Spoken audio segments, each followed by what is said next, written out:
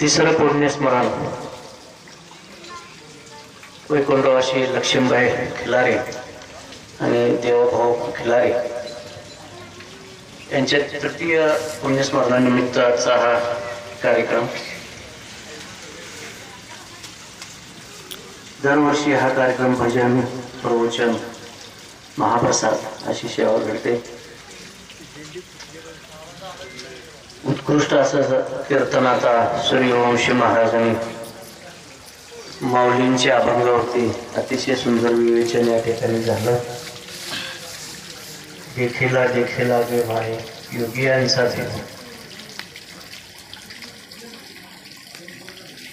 देव कोणाला भेटतो? साधूंना भेटतो का? संतांना भेटतो का? योग्यांना भेटतो का? माळकरी माणसाला भेटतो का? कोणाला भेटतो देव? भाव तिथे देव. भावे विन भक्ती, भक्ती विन मुक्ती, बळे विन शक्ती बोलोच नाही. देव कोणाला भेटणार? ज्याचा भाव शुद्ध आहे त्याला भेटणार. देव कोणाला बघितला तर कोण बघणार देव? कोणाला दिसणार देव? देव कोणाला अनुभवास येणार? देव बघायसाठी भक्त व्हायला पाहिजे ना. मास्तर व्हायसाठी विद्यार्थी झाला पाहिजे. तो झाला नाही, कुठनं मास्तर होणार आहे? कुठनं कलेक्टर होणार आहे? होईल का? नाही. तसं देव बघायचं. देव काय भाजीपाला का? बाजारात गेला आणि पेंड्याच्या पिशवीत टाकले आणि आणले उचलून. काय तुला घ्यायचे तेवढे घे पैसे. असा देव भेटणार आहे का? नाही भेटत.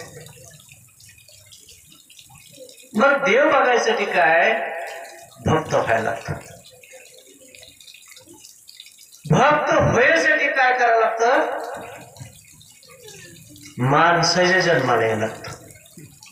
184 इतके जन्म आहेत ना, किडा मुंगीपासून पशु पक्ष्यापर्यंत. सगळ्यात महत्व कोणाला आहे? श्रेष्ठ जन्म कोणता आहे? माणसाचा. दुर्मिळ आहे ना हा. काय आहे? दुर्मिळ आहे हा माणसाचा जन्म. दुर्मिळ आहे पण त्याची किंमत कळली का? दुर्मिळ आहे, किंमत कळली का? नाही. का? त्याला स्वतःला बी किंमत कळली नाही, त्याला दुसऱ्याची बी किंमत केली नाही. सगळ्याची घालवून बसले. स्वतःची बी घालवून बसली, घराची बी घालवून बसली, सगळ्याची घालवून बसली. ज्याची त्याला पदवी इतराला नसायची, संताला म्हणजे आत्मसुख. तो माणसाला जन्म मिळाला पाहिजे. मिळाला ना माणसाला जन्म? हो ना देवाचा काय अडचण तुम्हाला? देव व्हा, संत व्हा, साधू व्हा. नको म्हणले का कोण? तेवढं सोडून बोला. म्हणजे बोला कशी जाता? आमचं काम आहे का? तर बोलो बाबा अरे मी आपलं फोटो टाकलं जाणार, काय करायचं? त्यांचं काम नाही. पण काय काम आहे? काम काय? काहीच नाही. काम काय आहे? काहीच नाही. काय केलं? काहीच केलं नाही. प्रपंच नाही व्यवस्थित केलं का? व्यवस्थित प्रपंच. घरातली सगळी माणसं पुढे बसून विचारा ना प्रश्न. 5 माणसं असू दे, 10 असू दे, घरात पुढे सगळी बसवा. आपल्या घरातील सर्व माणसं सुखी आहेत का? किती बोटावर हात, किती बोटांच्या हात वर येतील बघा. म्हणजे घरात सुख नाही, घरात शांतता नाही, घरात कोण कोणाचं ऐकत नाही. ह्याच्या कानात दुसऱ्याच्या काड्या, त्याच्या कानात तिसऱ्याच्या काड्या. त्या काड्या थटायला लागल्या एकमेकाला. सुख कुठणार ना? प्रपंच नाही व्यवस्थित. समाधान कधी मिळणार? प्रपंच नेटका पाहिजे, प्रपंच करावा नेटका, परमार्थ पाहावा विवेका. हे सगळं कशात करायचंय? माणसाच्या जन्माला येऊन करायचंय, इतर जन्मात नाही. भगवान श्रीकृष्णाने भगवद्गीतेत जो उपदेश केला, अर्जुनाला उपदेश केला, तर त्याला काय उपदेश करायची गरज होती का? ज्याच्या संग देव रात्रंदिवस आहे त्याला उपदेश करायची काही गरज लागते का? नाही. पण निमित्त त्याचा आहे, निमित्त अर्जुनाचा आहे. पण उपदेश करायचा होता कोणाला? जगताला उपदेश करायचा होता, तुम्हाला मला उपदेश करायचा होता. पण आम्ही काय म्हणतो? आम्ही नाही, आम्हाला फक्त त्याला सांगितलं, अर्जुनाला सांगितलं. मला निमंत्रण नाही, मी कशाला जाऊ? तुमचं निमंत्रण तुमच्या जो जन्माला आलाय त्या सगळ्यांसाठी उपदेश आहे ना, सगळ्यांसाठी उपदेश आहे. प्राण म्हणलं का आमच्यासाठी साधू संतांनी आपण लिहून ठेवलेत, आमच्यासाठी ग्रंथ लिहून ठेवलेत, आमच्यासाठी भजन प्रवचन चाललेत, आमच्यासाठी मंदिर बांधले दर्शनासाठी. असं आम्हाला वाटलं का? काय कवा वाटेल का ह्याची पण शंका. वाटलं बी नाही, वाटेल का ह्याची शंका, ह्याची सुद्धा शाश्वती. म्हणजे काय? अशाश्वत आहे. देह बी अशाश्वत, त्याचा विचार अशाश्वत, त्याचं कार्य अशाश्वत. भरवसा नाहीच, भरवसा नाहीच. च जोडावं लागते त्याला, चमच्याला. काही ह्या चमच्याशी सगळा गोंधळ घातलाय ना. कुठंच नाही भरोसा.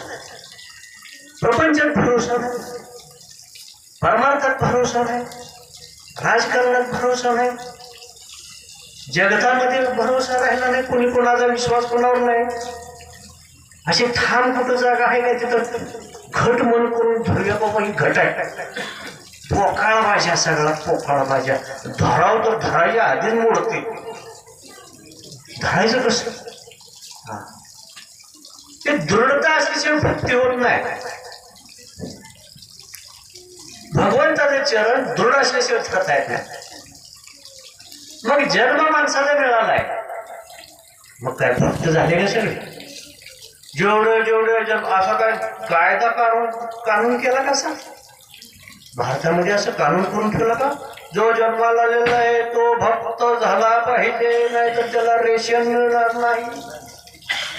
असं काय आहे का? काय तसं का असतं? तर आम्ही भक्त झालो, हे बाबा माझं पहिल्यांदा कार्ड काढायचंय, मला आधी काय अशी ते तुझी माळ खाल, नाहीतर काय नाम द्यायचं ते मला तेवढा गंध ओढून बोकारला, मला फक्त कर का, मला रेशन, मला माझं पण मिळेल, मला विहीर मिळायचं, मला स्कीम मिळायचं. नियम आटी टाकल्यावरच करायचं का सगळं? नाही. जो जन्माला आलाय त्याला आठवण केली पाहिजे, आपल्याला जन्माला कुणी पाठवले आणि आली कोणासाठी जन्माला? ते घडी बनवच आहे. ते गाठ भेट कशाची आहे? घडी बनायची आहे. गाठ भेट बाजारात पाहुणा गाठ पडला, मग तंबाखू तेवढी खा, ज्याच्या पासून त्या घरला निघून. हा, काय तिथं 8 दिवस बोलायचंय का बाजारात उभा राहून? नाही, घडी भराचा पाहुणा आहे, 2 गोष्टी बोलायची. तसं तुम्ही आम्ही घडी भरायच्या कार्यासाठी आलोय. काय अखंड आहे काय? 200 वर्ष जगणार आहे का? 100 जगणार आहे का? नाही जगणार. फार थोडी माणसं 100च्या पुढे आहेत. आणि जेवढे दिवस जगणार आहे त्याच्यातली निम्मी झोपेतच गेली. 100 वर्ष जगला तर 50 वर्ष झोपेत गेली, 10 वर्ष शिक्षणात गेली, 10 वर्ष प्रपंचात गेली. भगवंतासाठी काय नाही, काय ना पेपर मोकळा, मोकळा पेपर. म्हणजे तपास आहे गुरुजी, 2-4 मार्क कमी पडत असतात तेवढी पोराला जरा ढाळती देऊन टाकला. पास पेड वाटायपर्यंत आमचं पोरं पास झाले. पेड वाटायपर्यंत तर आम्हाला आनंद तेवढा. तसं तुम्ही आम्ही जे जन्माला आलो ना, काठावर पास होऊन, काठावर जन्माला आला काठावर पास होऊन पेड वाटायला आनंद झाला त्याला. आणि मार्क किती पडली? 35. काठावर पास झाला. तसं 50% पुण्य होती मग जन्माला आला. 49% असते तर कुठलाही माणूस जन्माला येत नाही. 50% पुण्य त्याच्यावर आपली होती म्हणून तुम्ही आम्ही जन्माला आलो. माणसाच्या जन्माला आलो. पाप पुण्य समता घडे तरच मरतेच होते. मग माणसाच्या जन्माला आला माणूस आहे असं वाटेनच माणूस आहे. माणूस आहे जनावर आहे. जनावर कसं कापड घातले जनावर कसं म्हणतात म्हणजे काय कापड माणसाचे येते हो. वागणं जनावराचं कापड माणसाचे वागणं जनावराचं म्हणजे म्हणते रे माणसा परस मेंढर बरी. आता मेंढर श्रेष्ठ व्हायला की माणसापेक्षा जनावर श्रेष्ठ व्हायला लागली. आमची किंमत गेली कुठं. कुठल्या वडीने वाद चालली कुठल्या नदीने वाद चालली. आडवा कुठं थांबवून ठेवा. लय भाव देऊ नका. बऱ्याच गोष्टी त्याच्यासाठी काय केलं पाहिजे भक्त व्हायला. म्हणजे देव बघ देवाचं सोडून त्या गोष्टी ते काय आहे त्या कल्पनेच्या भाच्या गोष्टी आहेत तुमच्या. आमची दुसरी पिढी महाराष्ट्राची. एक पिढी महाराजांची आमच्या रत्नाकर महाराजांनी संपली. दुसरी पिढीतली आमची 30-40 वर्ष ह्या पारमार्थात गेली. 2 पिढीच्या महाराष्ट्रीत हजारो महाराज हजारो गोव बघितले आणि लाखो शिष्य पण बघितले चांगले. पण कसे 12 घंट्याचे सगळे. खरं बोललं का राग येतो. खरं बोललं काय होतं राग येतो. कोणतं चोर करायला लागला ते बघितलं चोरी केली राग येतो तर मी चोर केली. मी असं आहे ह्या कोणाला पाहिजे कोणाच्या पाचव्याला पाहिजे नाही का मला चोर म्हणतो बघितली चोरी करताना तो तिला खोटं सांगतो. खरं बोललं काय होतं राग येतो. मग काय करायचंय खोटं पांघरून घालून त्याला बुक्या घालतो. खोटं पांघरून मग काय करायचं झाडावर चढवायचं. नुसता झाडावर चढवायचा. पाक्षी घेऊन ठेवतो. तुझ्यासारखा माणूस नाही लय भारी तालुक्यात तुझंच नाव. ह्याच्या पुढचा आमदार तूच. तर 100-200 लोकांची आपसले असं ते घेत का तर मी लय मोठं व्हायला लागलं तर मला 4-5 लोकांना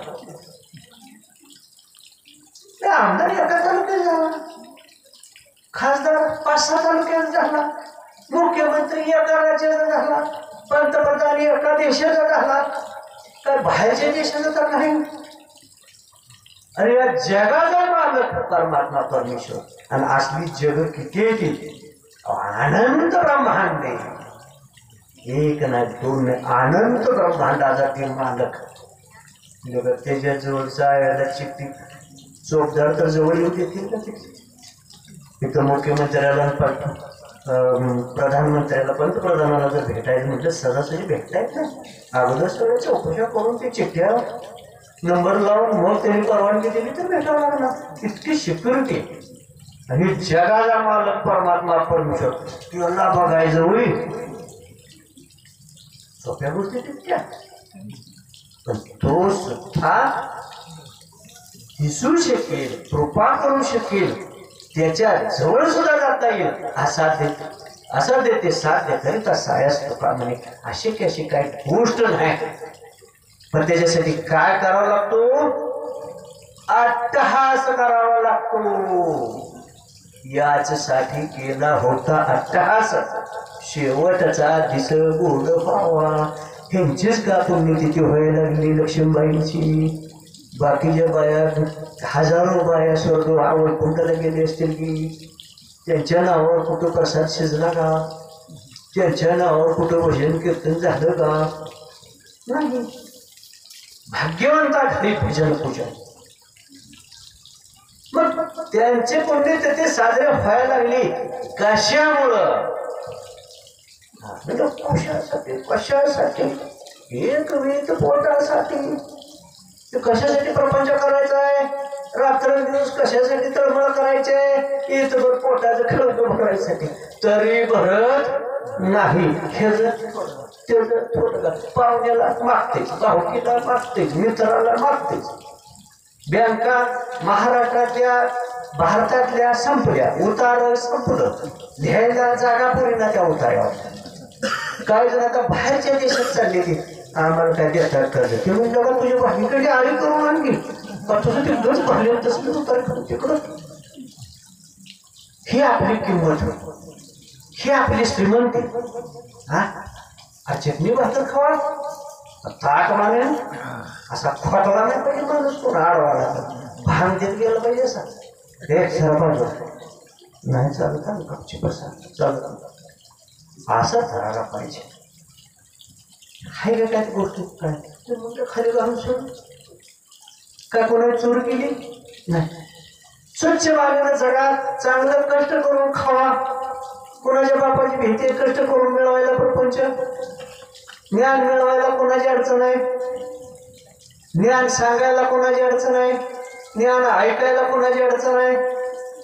आम्ही ना ज्ञान सांगत ना ऐकत ना कुठल्याही प्रकारची सेवा तर भगवंताची भेट सोप्या गोष्टी नाही. ते भगवंताकडे जाऊ नका, लय लांबचा विषय आहे. तर भगवंत होण्यासाठी भक्त व्हावं लागतं, भक्त व्हावं लागतं. भक्त पुंडलिक काय नाव आहे पुंडलिकाच्या पुढं? भक्त पुंडलिक म्हणते त्याला, भक्त पुंडलिक. श्रेष्ठ दर्जाची सेवा करणार त्याला भक्त म्हणते. आम्ही अगर भक्त आहे का? आम्ही भक्त नाही. पुन्हा राग येतो आम्ही भक्त नाही. कुठे जाते, आम्ही वारीला जातो, इकडे जाते, आमोशाला जाते, पौर्णिमेला जाते.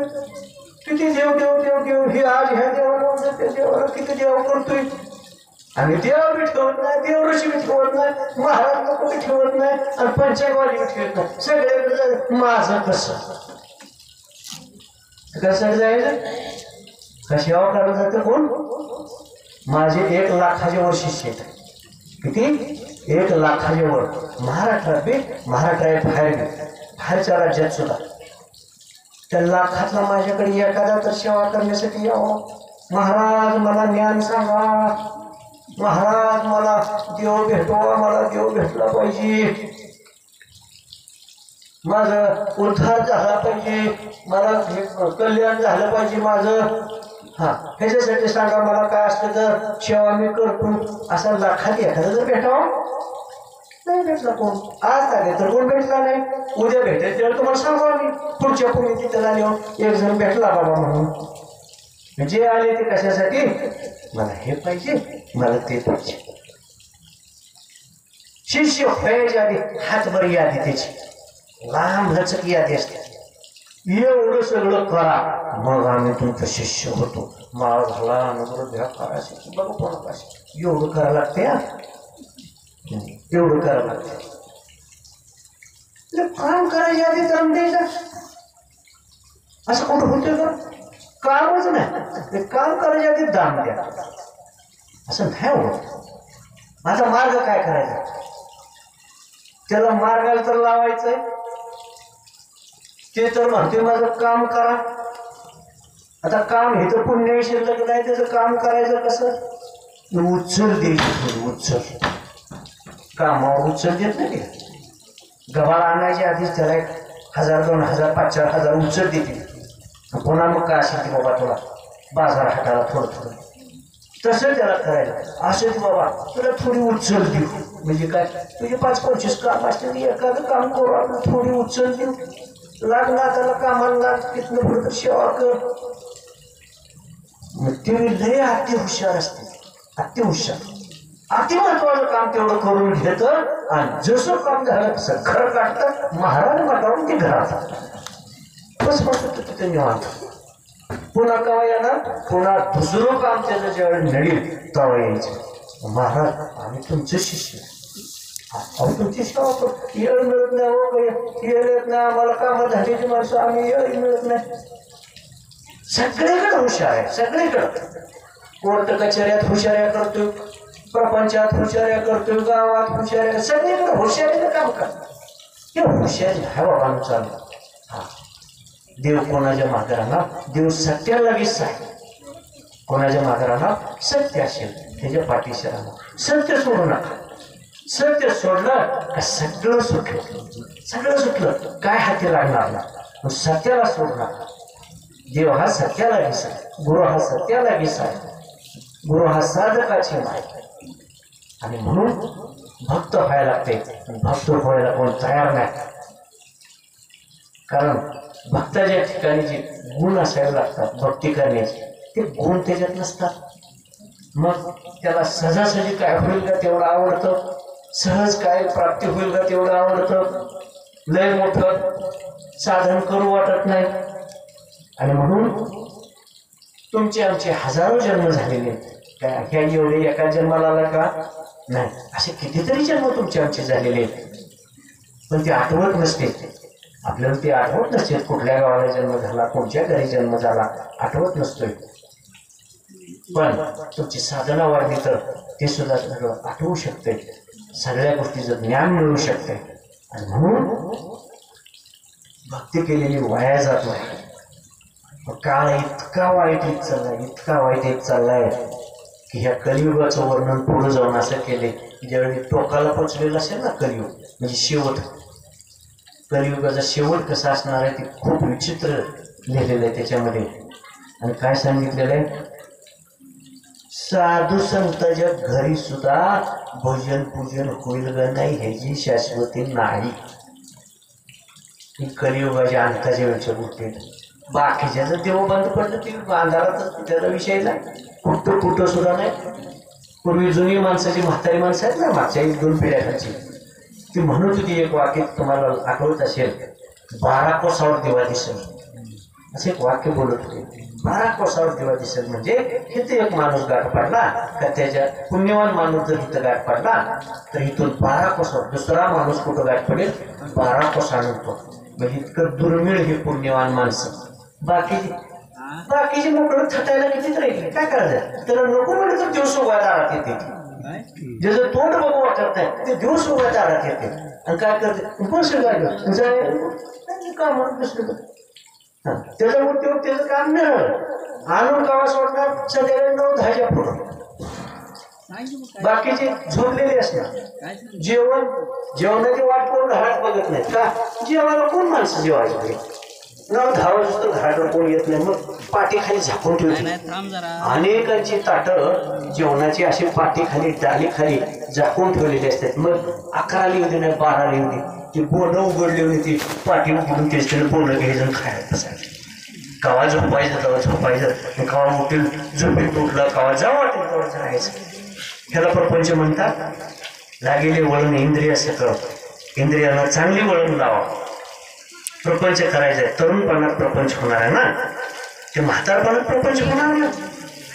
आणि तरुणपणात कोण डोक्यात घेत ना, मग प्रपंच काय म्हातारे माणसानं करायचं का नाही. ज्यांची सुटका झाली प्रपंचातून, 60 वयाच्या पुढे गेले, त्यांनी निवृत्ती झाली, त्यांचा प्रपंच मागं पडला.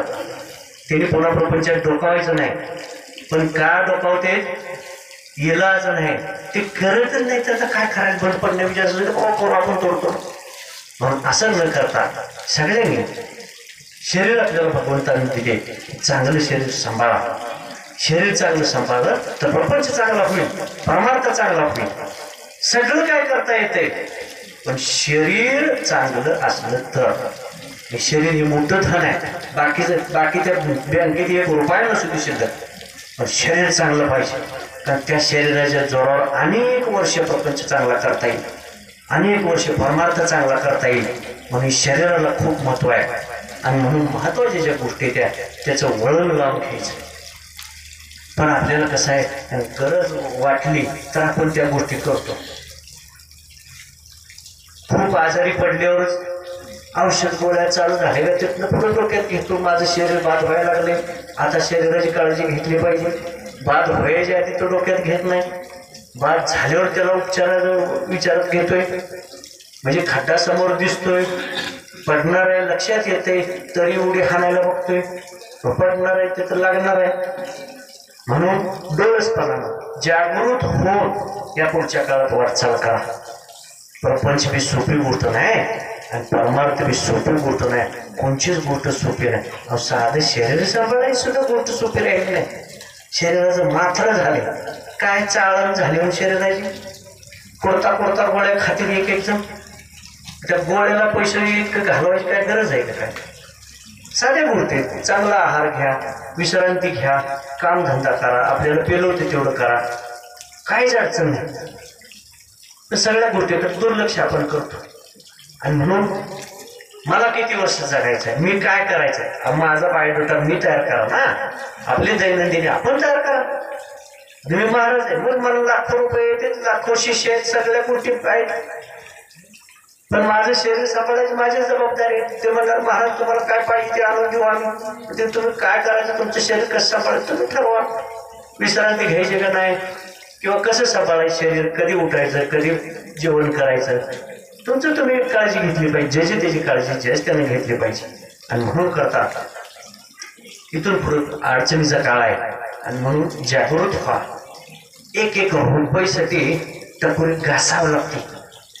1 रुपया सहजासहजी मिळणार नाही, अतिशय कष्ट करूनच 1 रुपया मिळणार आहे. म्हणून 1 रुपया महत्वाचा आहे, तो जतन करून ठेवा. नाहीतर भाऱ्या लोकांची फजिती व्हायला लागली.